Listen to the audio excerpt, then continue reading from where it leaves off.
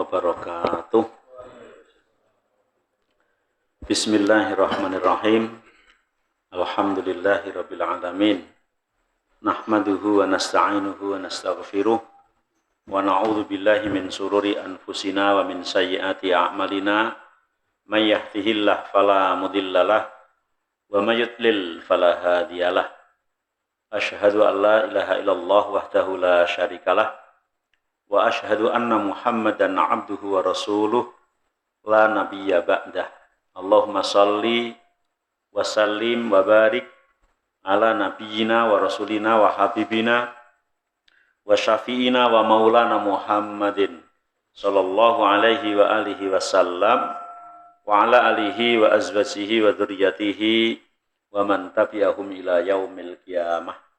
Qala Allah ta'ala fi kitabihil karim, a'udzu billahi minasyaitonir rajim.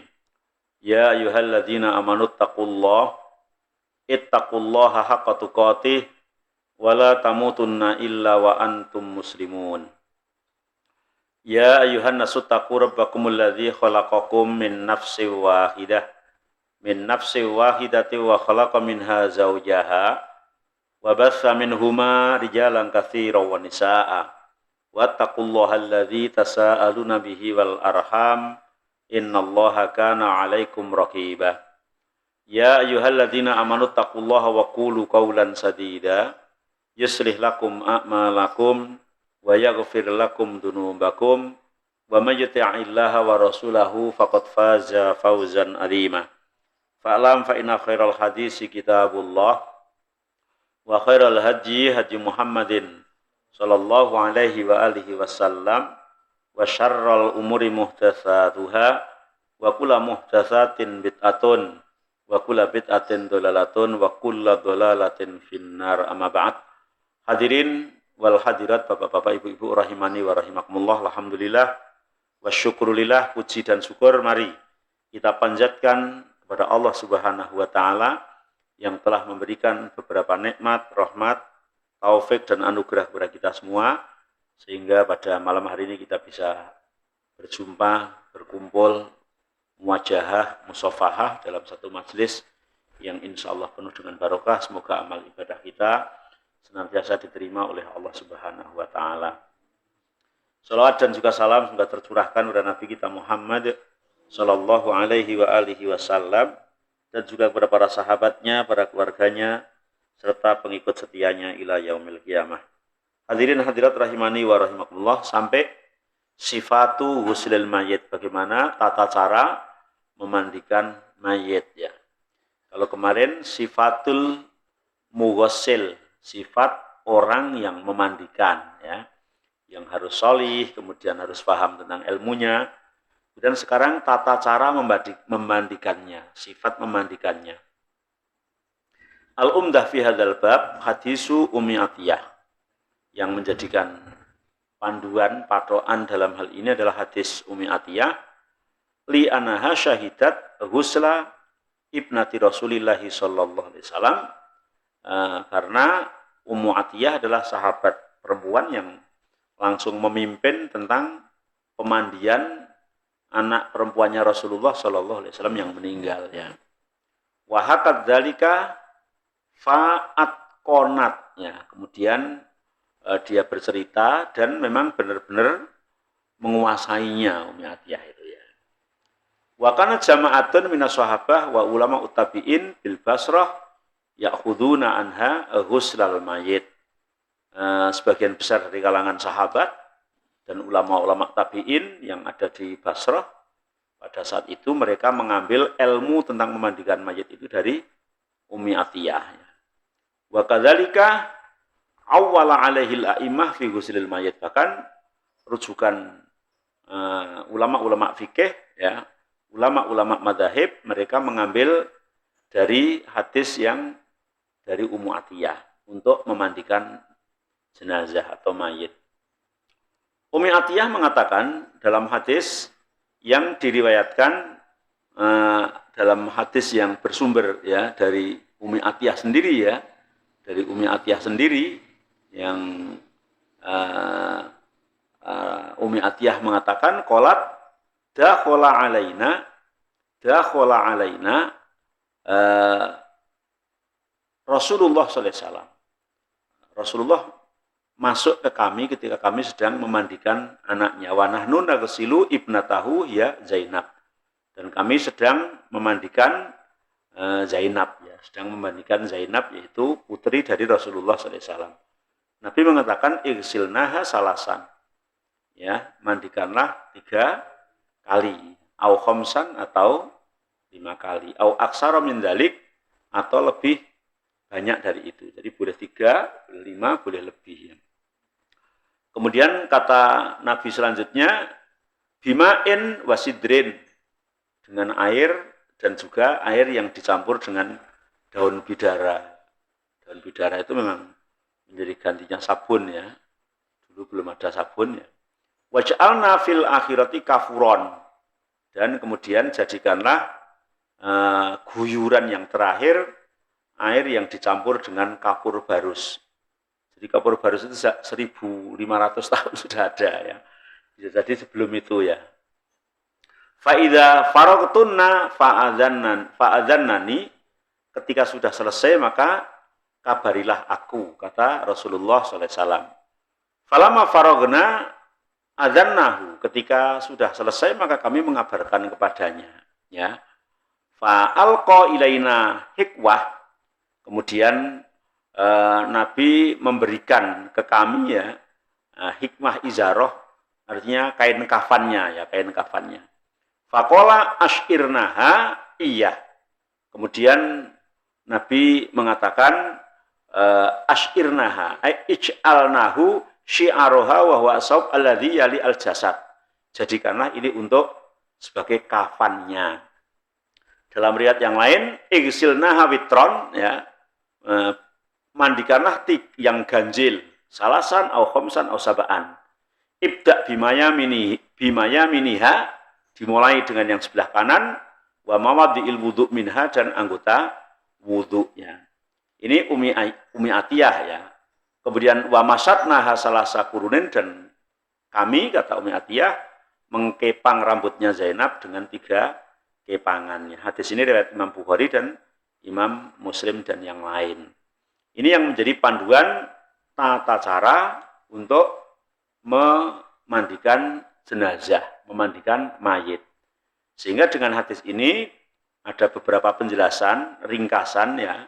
Talkhisu af'ali ghuslil mayit ala ma warada fi hadis Umi Atiyah wa ghairihi mimma dzakarahu ahlul ilmi. Ahlul ilmi meringkas bahwa memandikan mayit itu ada beberapa tahapan-tahapan. Yang pertama adalah ayyujarridal mayyit min siyabihi wa yadha'a ala auratihi sitroh. Mayit dilepas pakaiannya semuanya, enggak ada yang tersisa, dan di bagian aurat yang pokok ditutup dengan kain. Laki maupun perempuan mandikan itu semuanya dilepas. Kalau masih bisa dilepas, baju yang bagus dilepas biar nanti bisa dipakai yang hidup. Tapi kalau sudah sulit, kadang ada yang meninggal itu kaku itu, ya digunting. Korban sudah.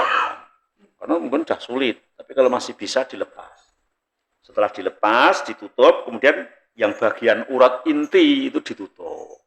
Kalau sekarang mungkin dengan handuk gitu ya. Kalau perempuan mungkin handuk 2 bawah sama atas gitu. Kan perempuan juga yang memandikan perempuan, laki-laki yang memandikan laki-laki. Jadi dilepas, pakaiannya dilepas, karena nggak akan bisa bersih kalau pakaiannya masih dipakai. Kecuali mati syahid di medan perang, itu dibedakan. Panduannya adalah dari hadis Aisyah, fi qissati wafatin Nabi sallallahu alaihi wasallam. Aisyah menceritakan tentang meninggalnya Rasulullah sallallahu alaihi wasallam. Qalat, Aisyah mengatakan, lamma aradu huslan Nabi, ketika para sahabat itu menginginkan memandikan Nabi, qalu, mereka berkata, wallahi ma nadri anujarritu Rasulullah min siyabihi kama nujarritu mautana amnughasiluhu wa alaihi siyabuh.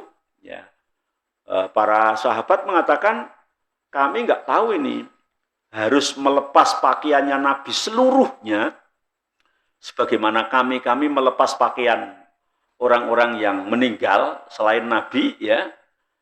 Bagaimana ini gitu, kata Aisyah. Wa fi anahum kanu yujarridunal mauta. Padahal ketika memandikan mayat-mayat yang lain adalah dilepas semuanya. Maka kemudian para sahabat melepas pakaian Nabi semuanya. Mungkin awalnya kan kikuk gitu, wong Nabi yang meninggal terus mau melepas pakaiannya semua gitu ya. Maka dilepas pakaiannya semua. Walakin yang bagi ayasturo auratahu bisit rotin ya. Kemudian memang auratnya adalah ditutup karena Nabi mengatakan layan duru rojul ila auratil rojul walal mar'ah ila auratil mar'ah. Laki-laki nggak boleh melihat auratnya sesama laki-laki. Kalau lawan jenis kan jelas, sesama itu nggak boleh. Di antara kita itu nggak boleh karena aurat itu kan kehormatan ya, kehormatan. Jadi yang boleh lihat itu kalau sudah dewasa itu hanya pasangannya tok. Bapaknya aja nggak boleh, anaknya juga nggak boleh gitu ya. Makanya sampai kalau pipis ya harus di tempat yang tertutup. Nggak boleh di tempat yang terbuka gitu ya. Karena aurat itu suatu kehormatan. Jadi laki-laki nggak boleh melihat aurat sesama laki-laki. Begitu perempuan juga nggak boleh melihat aurat sesama perempuan. Maka ditutup.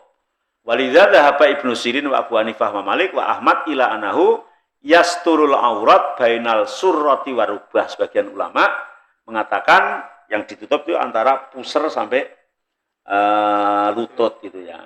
Tapi kalau perempuan berarti dari dada ya. Karena ini juga aurat inti juga begitu ya, yang tidak boleh dilihat ya. Ketika memandikannya kemudian dirogoh-rogoh, yang itunya dirogoh pakai apa namanya, pembungkus tangan itu namanya, yang karet atau apa itu ya.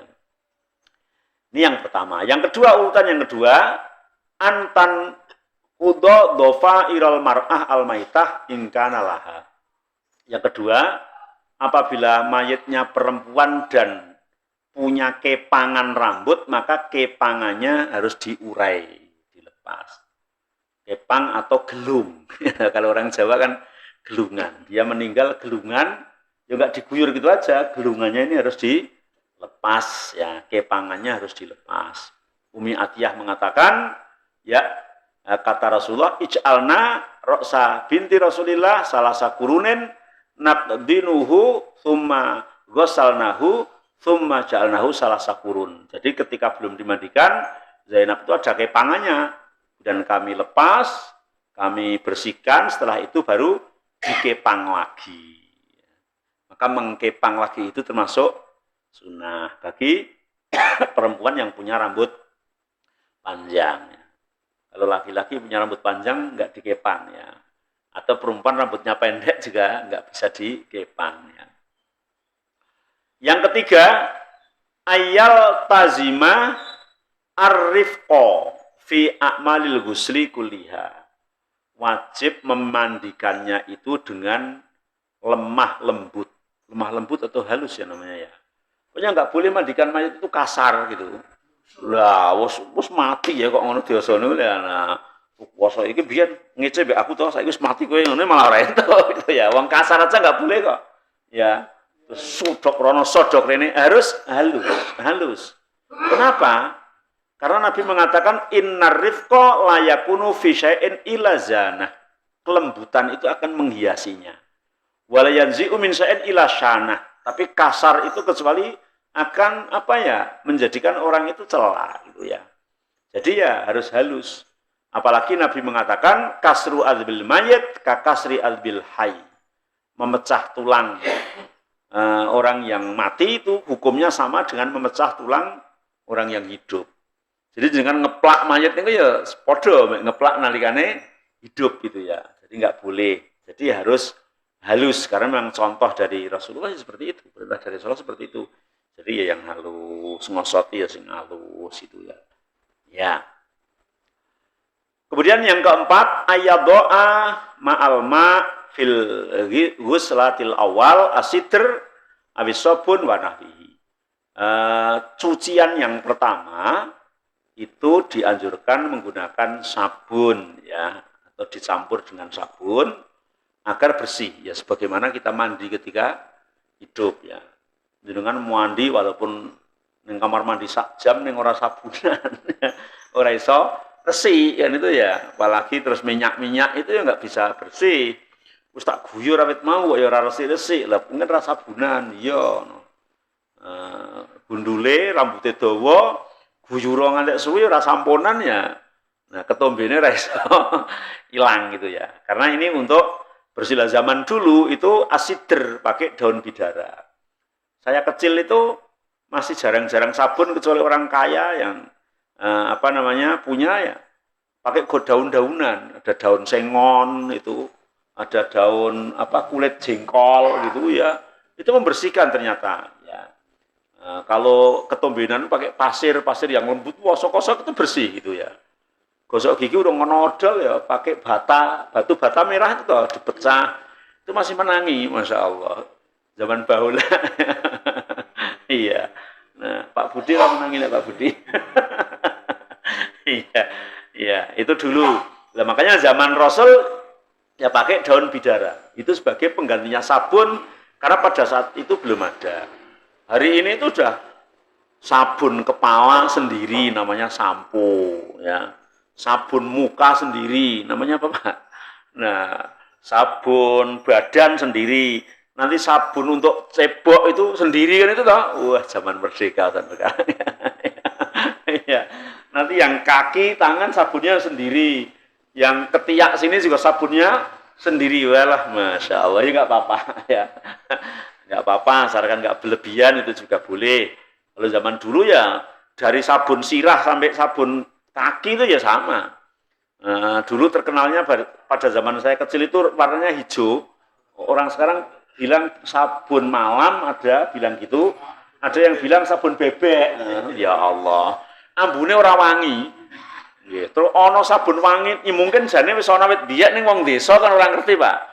Wah, larang golek angel ngene itu toh. Ya, mosok muni ana sabun wangi wae lah wong sugih nek atus nggo sabun wangi gitu kok.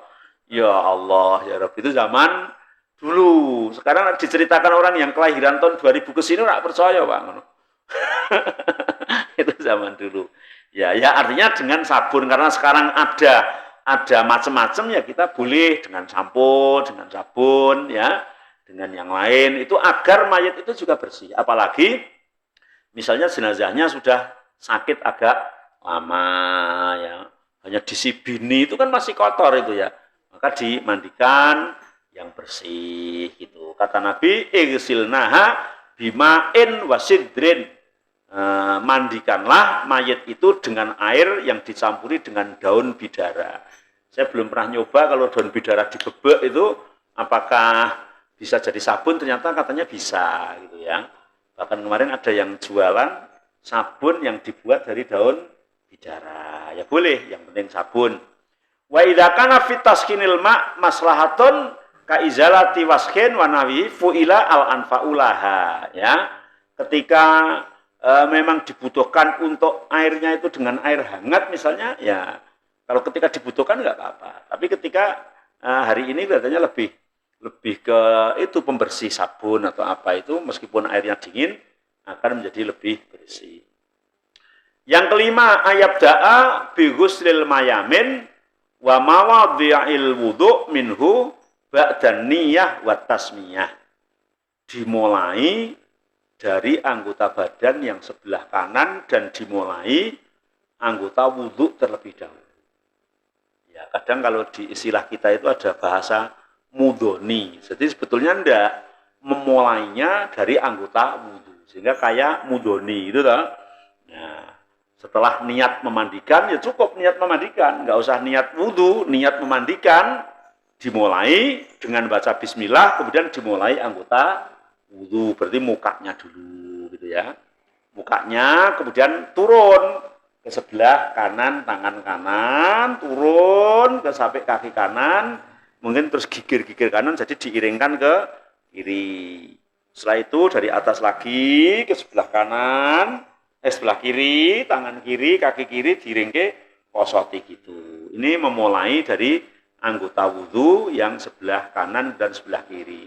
Ibda bimayaminiha, kata Nabi, dimulai dengan yang sebelah kanan, wa mawadhi'il wudhu biha, dan anggota wudhu. Maka di sini dianjurkan misalnya mengkumurkan mayit. Ya sewajarnya aja, karena dia udah nggak bisa gini-gini sendiri. Ya. Nah bisa kumur sendiri malah medeni itu ya. Nah berarti hidup kembali kan itu ya. Nah bahkan ngumurnya itu boleh menggunakan kapas atau apa yang digosok-gosokkan ke dalam gitu ya. Nah jadi tidak gue selentorkin terus ya, enggak gitu ya. Iya. Glongkong namanya. Enggak boleh gitu ya. Nah, ini ada airnya digosok-gosok ke dalamnya. Giginya dibersihkan. Pakai sikat atau pakai kapas. Mungkin pakai kapas lebih baiknya, tidak pakai sikat gigi ya. Nah, dibersihkan agar sini mulutnya juga bersih. Kalau zaman dulu ya, zaman Nabi ya pakai kain yang dibasahi. Sekarang bisa pakai kapas, bisa pakai apa tisu atau apa, kapas kalau yang kena air nggak rusak gitu ya. Nah ini dari anggota wudhu sini juga dikasih kumur-kumur, di giginya juga dibersihkan. Masya Allah itu ya harus dengan halus. Kemudian yang keenam, yaghsilur ra'sa jayidan bil ma'i wasidr asopun hatta yasila ila manabiti sya'ri ya wa tasrihuhu birifkin. Kemudian membasuh kepalanya dengan sampo kalau hari ini ya, dengan sampo hingga sampai ke kulit kepala biar bersih ya. Syukur-syukur disisir rambutnya. Kalau rambutnya panjang. Tapi kalau rambutnya pendek, kadang pendek segini itu kan nggak disisir sudah kena air sudah rata. Tapi ada yang panjang tebal supaya bersih ya disisiri ya. Nah, karena Nabi ketika mandi janabat juga seperti itu gitu ya, mengguyur kepalanya itu ya sampai 3 kali ya, sampai 3 kali, bahkan nyela-nyelani gitu sampai, karena Nabi kan rambutnya panjang dulu, rambutnya panjang jadi sampai kulit. Tapi kalau rambutnya pendek ya 1 kali aja, ini kemudian disampo insya Allah sudah bersih gitu ya. Kemudian yang ketujuh, yaghsilul janib al-aiman minal jasad. Jadi setelah tadi muka, kumur-kumur apa gitu toh, kemudian kan terus kepala disampuni ya. Kemudian baru ketujuh turun ke anggota badan yang kanan ya. Dari lehernya gitu ya. Terus kemudian punggungnya sebelah sini gitu ya. Terus sampai ke kaki, perut sini, apalagi mikil yang gemuk itu kadang ada badannya kan lempet kayak gini, itu ya bersihkan, jangan ada yang sisa. Maka kenapa laki-laki yang mandikan laki-laki, perempuan yang mandikan perempuan, nanti jadi fitnah kalau lawan jenis yang memandikan toh, gitu ya. Ora sempat emak urip mati bu tak emak malah repot toh. Ya, jadi nggak genah gitu. Makanya laki-laki sama laki-laki, perempuan sama perempuan. Orang tua, bapak misalnya nggak boleh memandikan anak perempuannya, kecuali anak yang masih anak-anak. Anak laki juga nggak boleh memandikan ibunya. Yang boleh lawan jenis itu hanya suami istri. Itu pun kalau nggak minta tolong yang lain. Tapi kan mandani dewe tok mampu ora, mungkin kalau yang pinter ya mampu gitu ya. Ya, jadi sebelah kanan ya, min sufhati unukihi al-yumna sobban ila qadamihi al-yumna, yang kanan. Dari leher sampai kaki ya. Wa yuqsalu fi dzalika syakku sadrihi wa jambihi wa fakhdhihi wa saqihi al-aiman kuli. Ini lambungnya, terus apa namanya? Pahanya yang sebelah kanan, Terus ya dibersihkan sampai bersih. Sabun dikosok-kosok itu sampai bersih, sehingga diiringke ke kiri gitu ya, diiringke ke kiri. Kalau di kampung itu ada model dipangku, tapi menurut dokter dan menurut Islam juga tidak begitu disarankan. Karena bisa jadi mayat itu juga ada penyakitnya, apalagi yang misalnya penyakit kulit, penyakit apa, kalau dipangku kan kemudian nular nanti ya. Maka harus di tempat ya. Seperti tempat-tempat kita yang sudah terjadi di tempat, bukan mungkin sebagian mengatakan di pangku itu menghormati. Tapi sebenarnya bukan berarti kalau nggak di pangku kan nggak menghormati gitu ya. Karena kalau di pangku nanti ya memang bersih gitu. Tapi ini kalau ada penyakitnya nanti bisa menjalar, menular ya. Jadi sebelah kanan betul-betul sampai bersih. Ya, kalau di rumah sakit pengalaman sekarang itu tidak pakai ciduk gini karena memang malah kurang maksimal, pakai selang. Tapi orang disemprot gitu enggak kayak cuci mobil ya. Jadi mungkin ngertinya mau disemprot ini terus buanter ya. Jadi yang ngalir tapi selang gitu ngalir sambil dikosok itu terus ngalir air terus itu bisa maksimal bersih boleh gitu ya. Yang kedelapan, yasnaul janib bil aisar mislu ma sona abil aiman. Kemudian sebelah kiri, sebagaimana tadi yang sebelah kanan. Berarti dibalik ke sebelah kanan, sini dari leher sini, pundak sini, geger sini, sampai paha sini, sampai kaki yang sebelah kiri. Betul-betul sampai bersih ya, sampai bersih. Jangan ada yang ketinggalan. Kemudian yang kesembilan, yahrifuhu ala jambihi fayusalu al-qafa wa dhuhru wal ilayatain. Yang ke-9 itu agak dibangunkan, itu didudukkan gini supaya gitrok gini bersih, geger sini bersih, dan lubang belakang. Lubang belakang kan jangan sampai nanti ada kotoran ke bawah kan. Ya, di sini dibersihkan benar. Nah, sampai mawi'i. Memang kadang itu membutuhkan skill, keberanian, kebiasaan. Ya. Kalau enggak kan orang itu macam-macam. Campur wedi, ora wani, jijik, ora iso kan padha wae. Iku kabeh dadi ora enggak terlaksana kan itu ta ya. Nah, ana sing wedi ngemek wong mati, wong besok bakal mati masuk ngemek wong mati kok wedi gitu ya. Ana sing jijik gitu ya. Ana sing ya, macam-macam ora iso gitu ya, enggak biasa. Maka benar ya, jadi harus itu bersih betul ya. Wa ma ayat bi'u dzalika mimmalam yatayassar ghusluhu minal amam. Mana-mana yang memang tidak bisa dibersihkan dari depan. Kalau tadi itu dibalik gini sudah bersih, balik gini sudah bersih. Ternyata digagapi sininya memang bersih. Ada orang yang memang waktu itu bersih, sih. Bersih mungkin wong resikan ya barados ya. Itu ada. Tapi ada yang memang matu itu Masya Allah kotorannya kemana-mana. Sini tuh ya ada. Ya bukan berarti dia itu baik jelek ya. Artinya kondisi orang meninggal. Mungkin ada orang yang punya penyakit dalam yang udah lama kan itu ya. Nah, banyak mengeluarkan nanah atau apa itu kan juga banyak juga ya. Maka harus bersih ya. Bersih yang tidak bisa dari depan, dari samping ya dari belakang. Ya. Jadi makanya kan dianjurkan ininya juga dinet gitu ya. Supaya kalau mau keluar ya biar keluar sisan ketika memandikan. Nanti kalau sudah di kain kafan, sudah masukkan masjid, sudah tidak bawa najis, bawa kotoran gitu. Ya, membutuhkan keberanian, keahlian, dan kita harus latihan. Karena kita pasti dimandikan. Kalau memandikan belum tahu ya. Kalau dimandikannya pasti kita dimandikan. Nah, sebelum dimandikan, kalau bisa sudah pernah memandikan orang lain. Gitu lah. Dapat pahalanya memandikan orang lain yang meninggal. Kemudian yang ke-10, yamsatur ra'sa wa yudaffiru ra'sal maitah salasa dofair. Menyisir rambut dan membuat 3 kepangan ya. Menyisir rambut dan membuat 3 kepangan. Ini terakhir setelah bersihkan.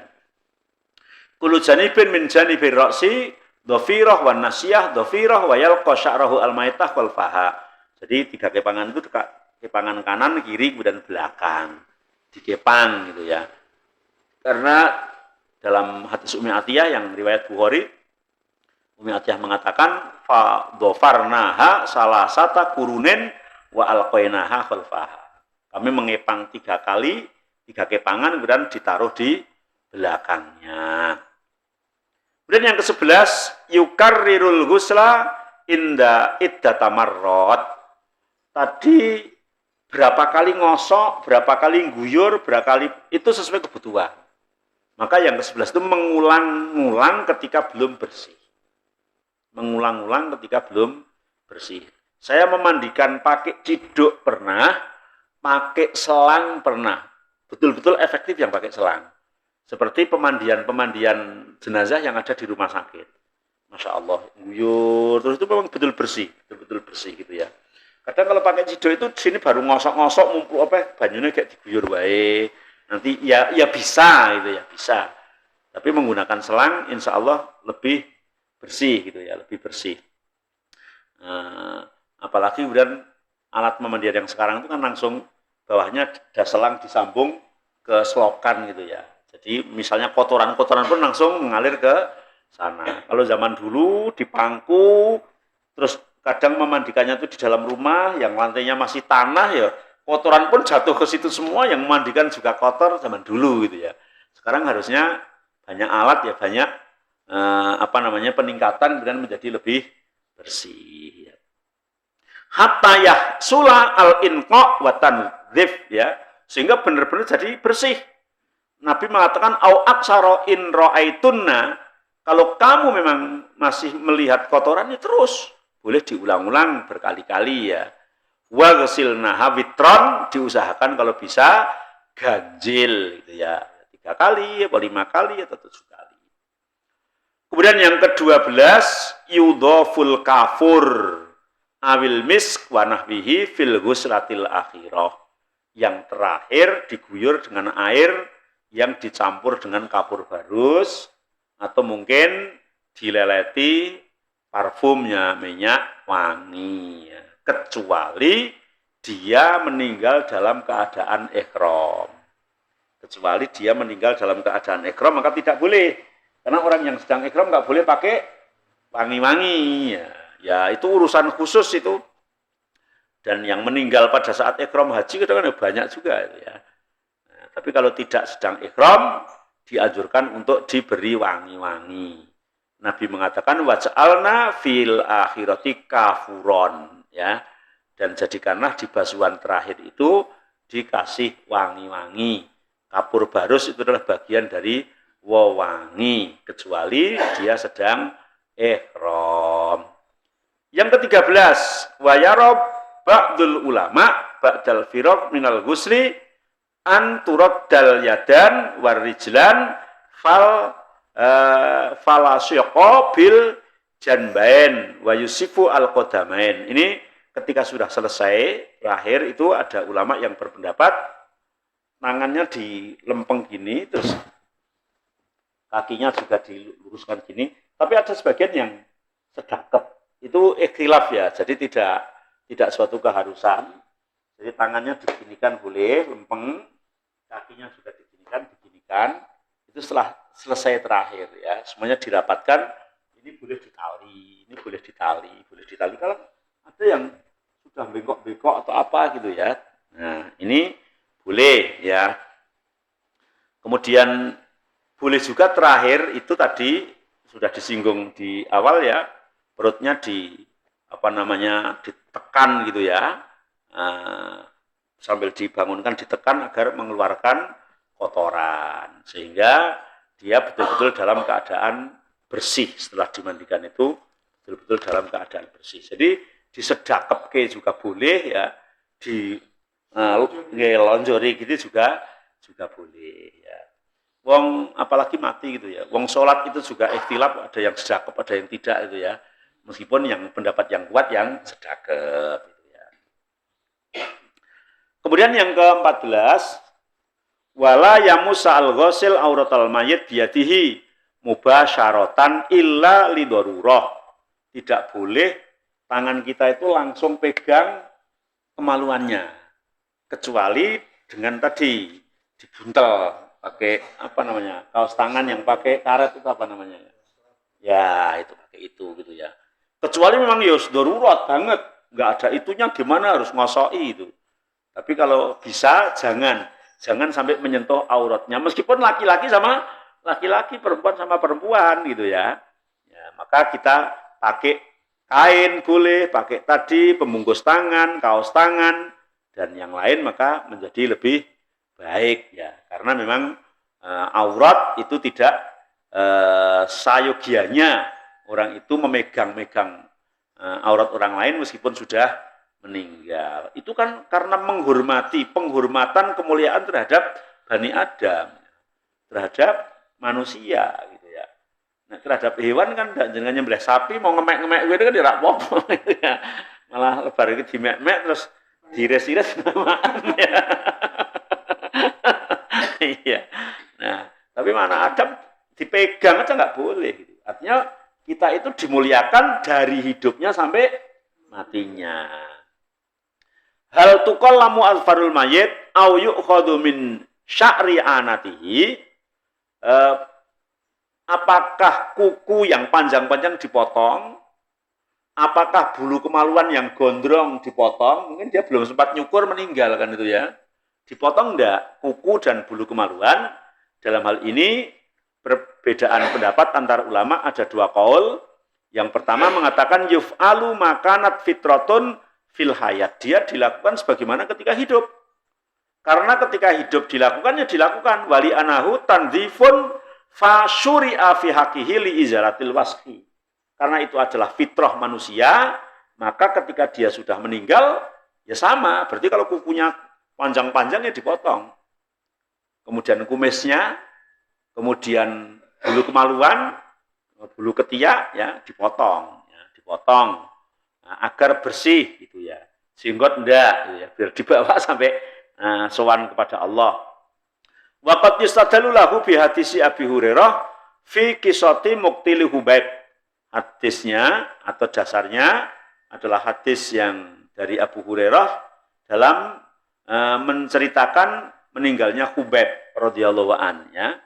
Fala bisa Hubaib indahum asiron hatta ajma'u qatlah fasta'ara min ba'di banatil Haris ya Musa yastahidu biha fa'aurah. Jadi bahwa Hubaib itu tertawan sehingga sampai kuku-kukunya panjang dan bulu kemaluannya panjang ya. Ketika dia meninggal di kalangan kaum muslimin, kemudian beliau dipotong kukunya dan dipotong bulu kemaluannya. Pendapat yang kedua mengatakan yukroh, dimakruhkan ya. Kenapa? Li'anahu qad ujuz'in minhu fahuwa kal khitan. Karena memotong anggota badan yang sudah meninggal itu nggak boleh gitu ya. Ini pendapat Imam Muzni ya, Imam Muzni dan Imam Asy-Syafi'i di qaul qadim. Kalau qaul jadidnya tadi yang dipotong. Maka pendapat yang kuat al-azhar annahu idza ru'iya minal mayyit sa'run fahisyun mimma yusanu izalatuhu falamani'a min akhrihi. Kalau memang betul-betul dipotong itu membawa maslahat, dan baik misalnya memang kukunya terlalu panjang, kalau mungkin panjangnya enggak begitu ya mungkin cukup, tapi terlalu panjang itu mungkin sudah sakit lama, belum sempat potong kuku gitu ya, dan bulu kemaluannya panjang gitu ya, nah, maka menurut pendapat yang kuat berarti dipotong insya Allah kalau itu membawa maslahat kepada mayitnya. Nah, ketika dipotong kuku dan rambutnya dikemanakan?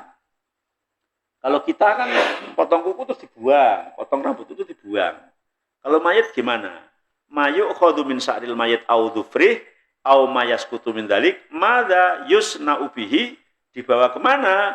Maka ahlul ilmi mengatakan innaha taj'alu ma'ahu wa tudfanu ma'ahu. Dia dibawakan ke mayitnya itu dan nanti ikut untuk dikubur. Mungkin dibungkus pakai plastik atau apa-apa, nanti ikut dikubur.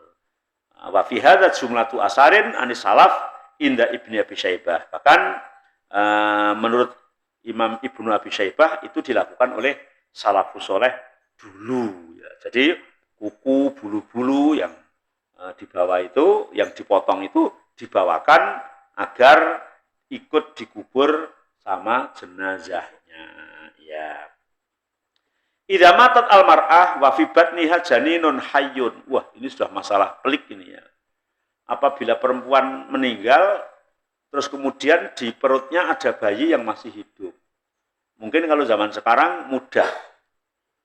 Kalau zaman dulu kan sulit itu, zaman dulu ya. Zaman sekarang, wong ibunya hidup aja, anaknya diambil di perut, dua-duanya jadi hidup, kan itu ya. Sesar, gitu ya. Coba kalau 100 tahun yang lalu itu, ibunya hidup, ngambil anaknya kok dibedah, mesti ibunya mati tuh. Iya, kan gitu ya.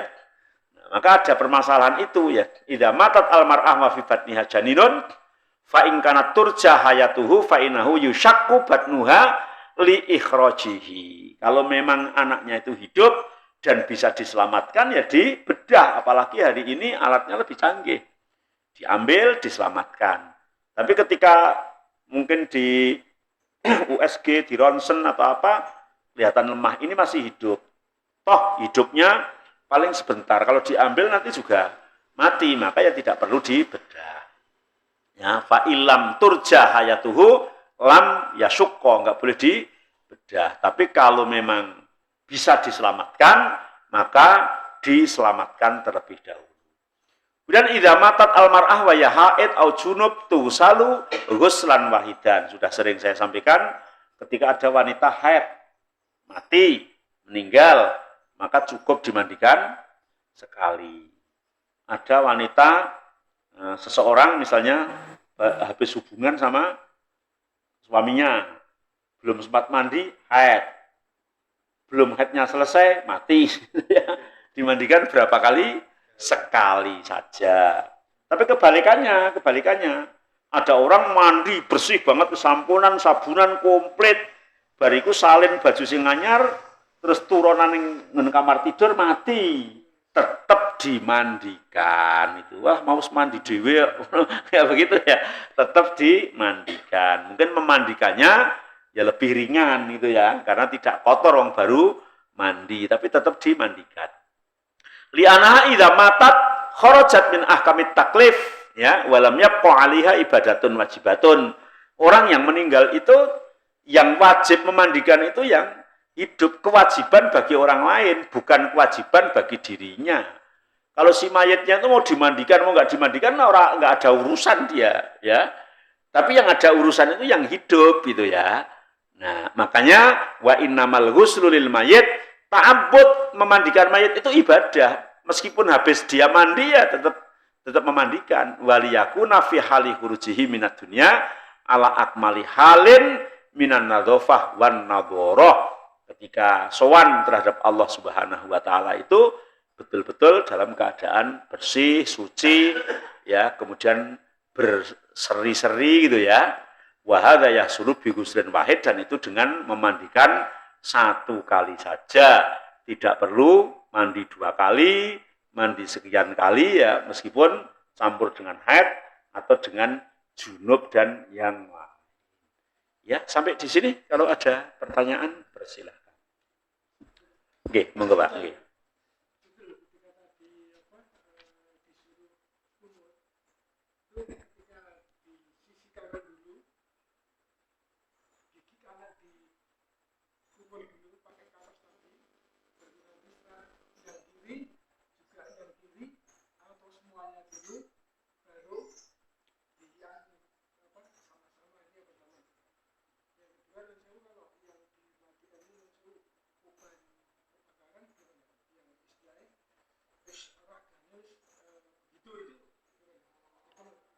Insyaallah yang pertama anggota wudhu. Anggota wudhu berarti muka. Muka itu termasuk kumur-kumur, gosok gigi sekali. Jadi sempurnakan. Sempurnakan toh. Muka, kumur-kumur, gosok gigi, yang urusan muka sempurnakan. Setelah itu setelah ini selesai baru miring kiri ke bawah. Selesai baru miring kanan ke bawah, tapi ini sudah selesai terlebih dahulu karena termasuk mendahulukan anggota wudhu. Kemudian yang kedua, kalau udzur itu ya kan di antara udzurnya yang jelas adalah mati syahid di medan perang, itu enggak dimandikan meskipun utuh. Yang kedua ada udzur itu macam-macam. Ono wong maem apa kok meninggal itu di maem macan, ya toh. Dicari ra ketemu tuh harap piye gitu ya. Nah, ya sudah gitu ya. Atau memang kebakaran, nah nggak bisa dimandikan, turah hanya tulangnya misalnya, cukup dikafani kemudian sholatkan, nggak perlu dimandikan lagi. Begitu Pak.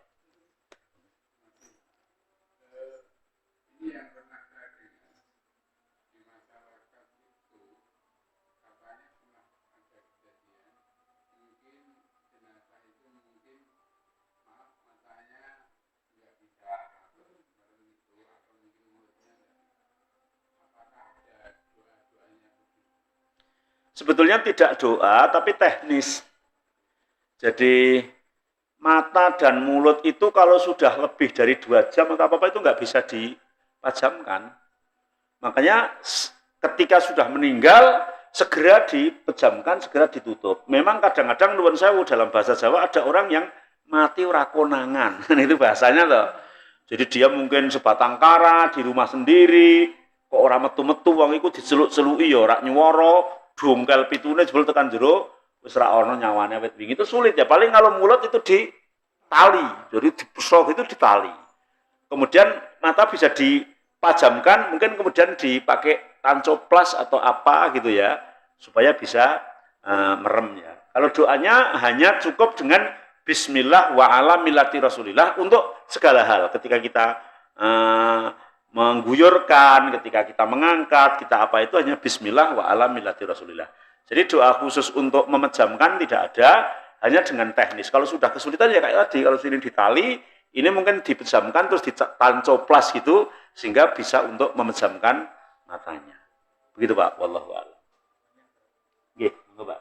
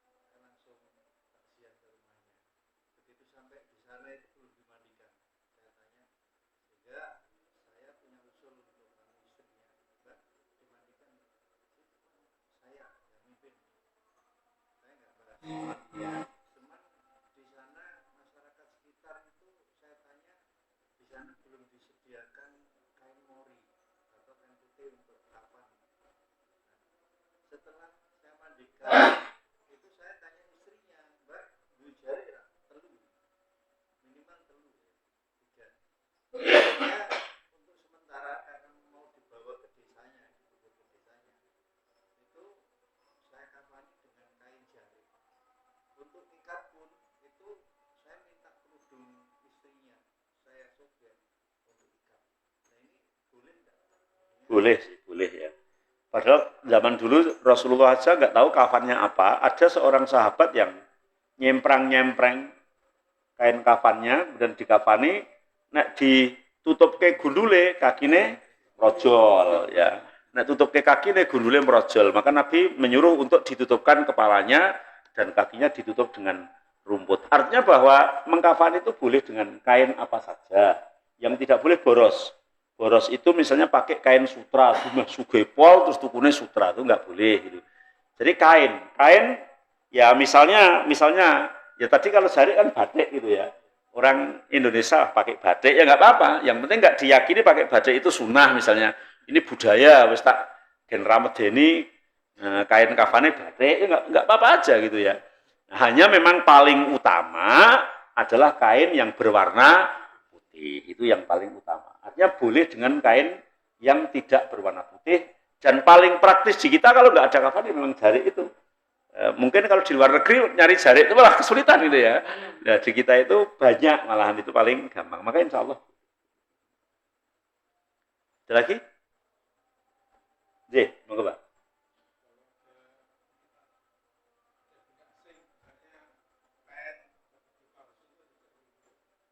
Kalau sudah menyatu dengan badan nggak perlu. Ya, kalau benda asing itu ake atau anteng-anteng itu kan benda asing yang nempel itu yang boleh dilepas. Apalagi ini emas kan ada harganya. Tapi kalau yang di dalam tubuh menyatu dengan tubuh, insya Allah tidak. Lalu nanti yang dipasang ring jantung ngambilnya piye gitu ya, platina itu masalah kan itu ya. Maka insya Allah tidak, insya Allah. Gitu Pak, wallahu a'lam. Ya, cukup sampai di sini. Semoga bermanfaat. Subhanakallahumma wa bihamdik. Asyhadu an la ilaha illa anta astaghfiruka wa atubu ilaik. Wassalamualaikum warahmatullahi wabarakatuh.